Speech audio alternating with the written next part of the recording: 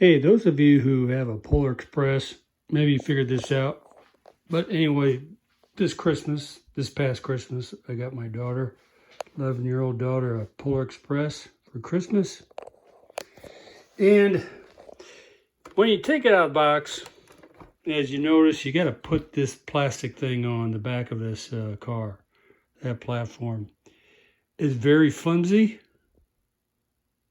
And since you take it out every year for Christmas, put it back, I think it's going to break. So what I did is I put a couple dabs of crazy glue there. And then on the inside there real carefully. And I went ahead and cut that little piece out. So now it just fits in there really nice.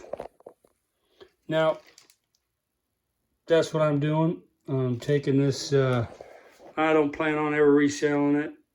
I don't think it matters. It's good to go. And it's better that way than to have it break off. And those little tabs are cheap.